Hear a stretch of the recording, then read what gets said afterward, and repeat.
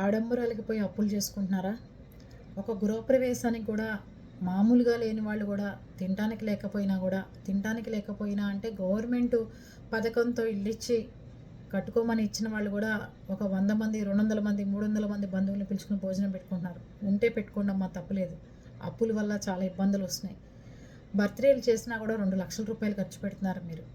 ₹1 బయటికి వెళ్ళిందంటే తెచ్చిచ్చే వాళ్ళు ఎవరు ఉండరు.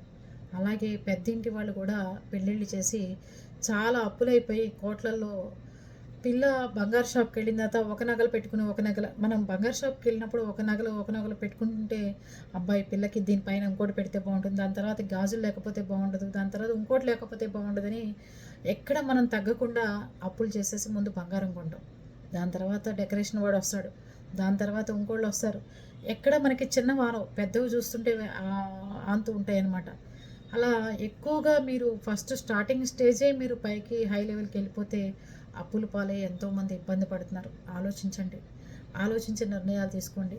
ఎవరో మనని పొగడాలి, ఎవరో మన ఇంటికి వచ్చి మీరు చాలా బాగా డెకరేషన్ చేశారు, చాలా బాగా పెళ్లి చేశారని ఇబ్బంది పడే పరిస్థితులు తెచ్చుకోమాకండి. చాలామంది లేని వాళ్ళు అయిపోతున్నారు పెళ్ళిళ్ళు చేసి ఫంక్షన్లు చేసుకుని. ఆలోచించండి ఒకసారి. అన్ని రేట్లు పెరిగిపోయినాయి, అంతా మారిపోయింది ప్రపంచం.